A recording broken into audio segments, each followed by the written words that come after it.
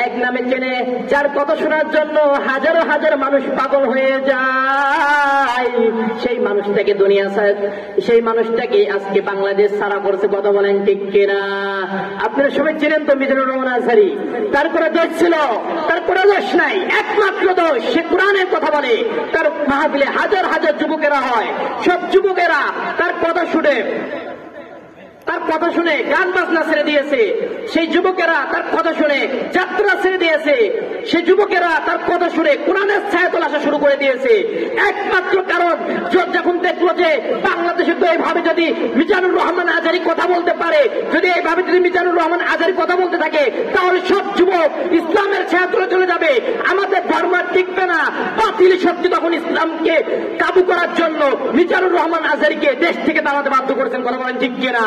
অতএব আমি এই মাহফিল থেকে স্পষ্টভাবে জানাই দিতে চাই, আজকে যারা বিনা কারণে আলেমদেরকে ফাঁসির কারায় দাঁড় করাচ্ছ, যে আলেমদেরকে বিনা কারণে এই পৃথিবী ছাড়া করতেছ, আলেমদেরকে বিনা কারণে আজকে জেলে আটকে রেখেছ, ইনশাআল্লাহ এই বিচার একদিন না একদিন, আজ না হয় কাল, কিয়ামতের ময়দানে হলে এই বিচার আল্লাহ তাআলা করবে। তোমাদের কথা বলেন ঠিক কিনা?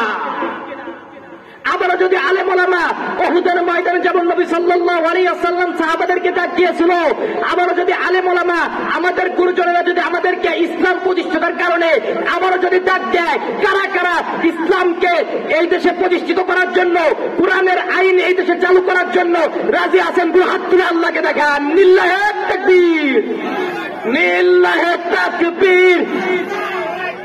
দিন ইসলাম, দিন ইসলাম, আল কোরআনের আলো, আল হাদিসের আলো। লিল্লাহি তাকবীর। আমার কথাগুলো অনেকের কাছে তিতা মনে হতে পারে, কথাগুলো অনেকের কাছে গায়ে জ্বলতে পারে, কিছু করার নাই।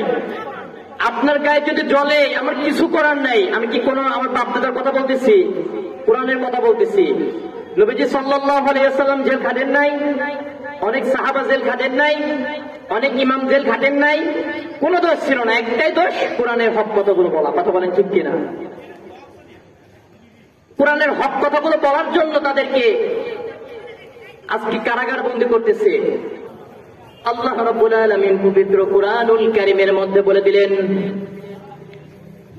ইয়া আইয়ুহাল্লাযীনা আমানুত্তাকুল্লাহা হাক্কা তুকাতিহি ওয়া লা তামুতুন্না ইল্লা ওয়া আনতুম মুসলিমুন।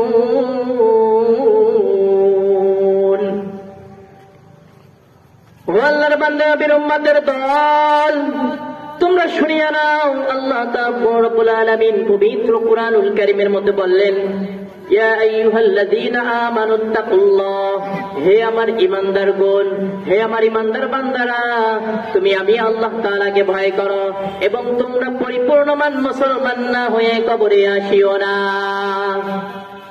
আল্লাহ রাব্বুল আলামিন আমাদেরকে তাকওয়ার কথা বললেন, ভয়ের কথা বললেন। আমাদেরকে আল্লাহ তাআলাকে ভয় করতে হবে নাকি অন্য কোন নেতাকে ভয় করতে হবে? আল্লাহ তাআলাকে ভয় করতে হবে। এই জন্যই আমার শরীরে যতদিন রক্ত আছে আমি আল্লাহকে ভয় করব, অন্য কাউকে ভয় করা যাবে না। আল্লাহর ভয় কাকে বলে? আল্লাহ তাআলা বলেন ভয় করার মতো ভয়।